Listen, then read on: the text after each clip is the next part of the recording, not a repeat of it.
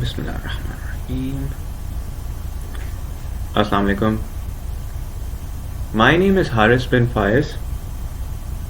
I'm a private scholar based in Lahore.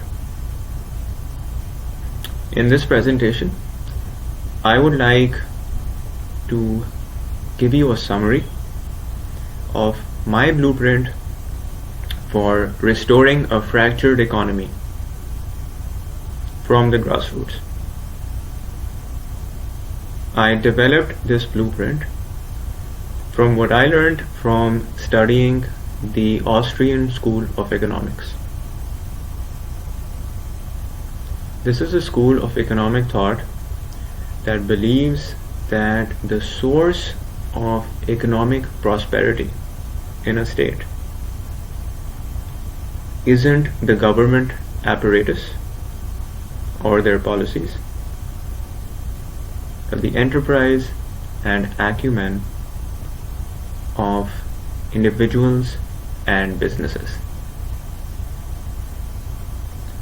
and that the route to economic prosperity is for these individuals and businesses to collaborate and serve each other in the daily grind of creating wealth.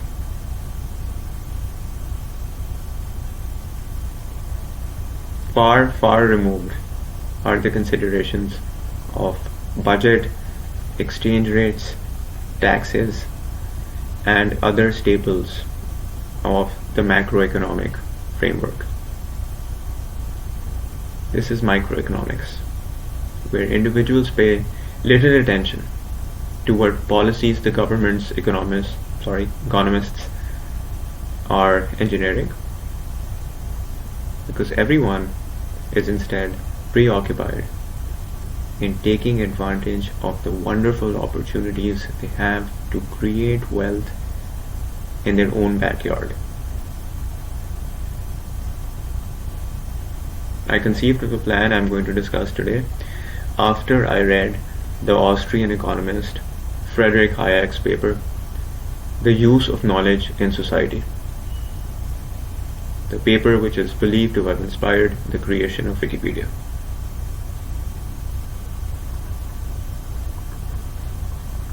Step 1. Draft a list,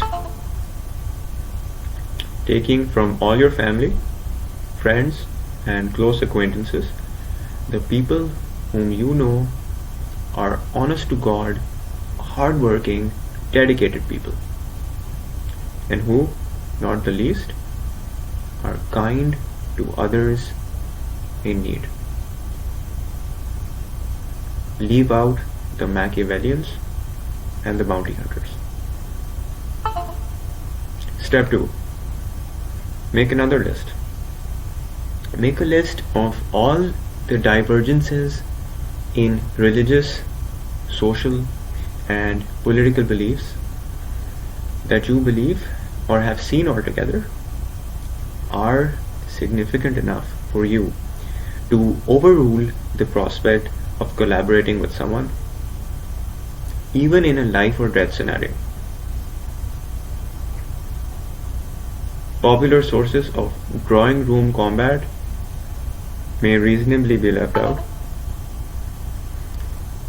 Whatever you factor into this list, it should hold in a state of war. Step 3. From the list you drafted in the first step, proceed to eliminate all the people with whom you veritably have such deep-rooted religious, social, or political differences that you wouldn't assist or accept their assistance even in a state of war. Step 4. Contact all the people who survive this shortlisting and invite them to a common forum. This could be something as simple and rudimentary as a WhatsApp group. Tell them you're building an association. What kind of association? An economic association. an association where people would come together every day on a forum. You can think of this as an assembly, virtual or otherwise. And each member would be given an opportunity to take the floor and declare such and such is my economic objective for today.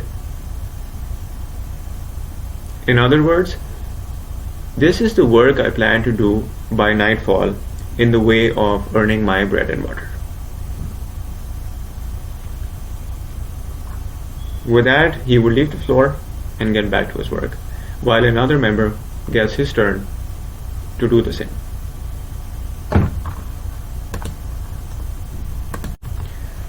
In the proceedings of such an assembly, after members declare their respective day's objectives, the other members at the assembly would be welcomed to present feedback generated from their respective pools of experience, skills, resources, technical knowledge, and even off-the-grid informal information.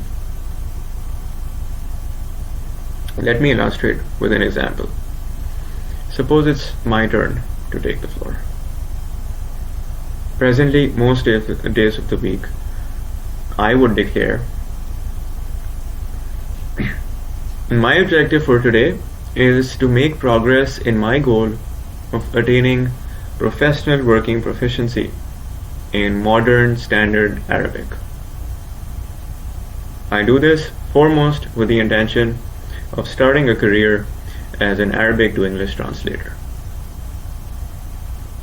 Then, after I leave the floor, one of the members may raise his hand and respond. Notice to Haris. I know an individual who is several years down the same career path. And I can recall that he said he was unable to find work for an extended period because there is almost no legitimate demand for an Arabic to English translator in the city of Lahore. Everyone here de facto wants an Arabic to Urdu translator.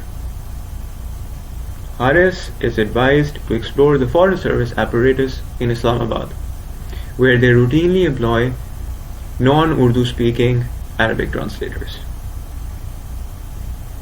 As a side note, I gave this example to you because the aforementioned is an amalgamation of actual feedback I received from two people, one of whom is far advanced in this field.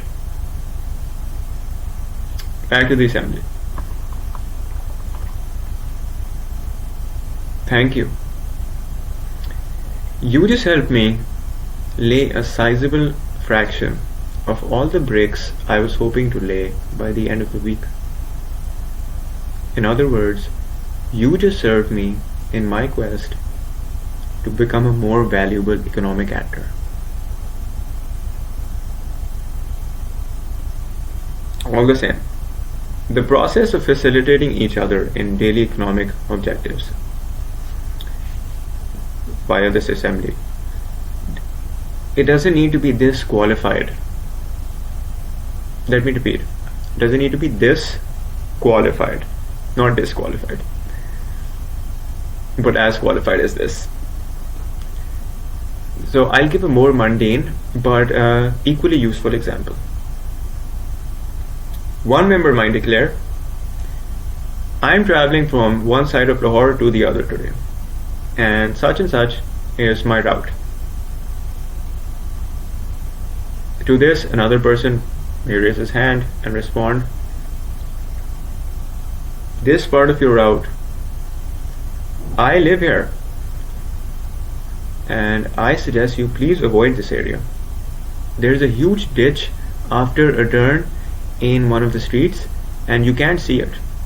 It's big enough for someone's car to fall in. That's it. You just help this person avoid a potential catastrophe while they attempt to lay their bricks for the day. And you did it with information that isn't available in any textbook and doesn't appear on the news. You did it with off-the-grid information that is available only to you and the people in your neighborhood.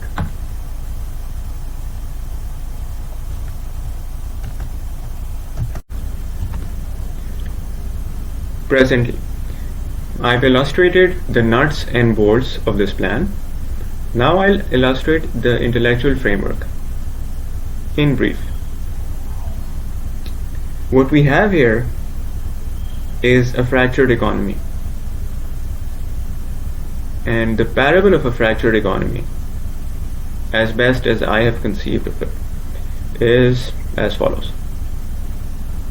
Suppose a person visits a mosque and he finds numerous people either already praying or about to pray.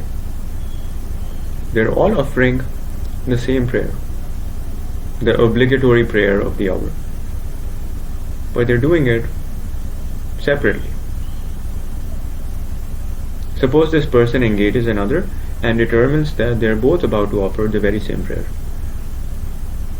at which point he may request from the other, "Brother, won't you please stand behind me and let me lead the prayer, and we'll attain the merits of a Jamaat."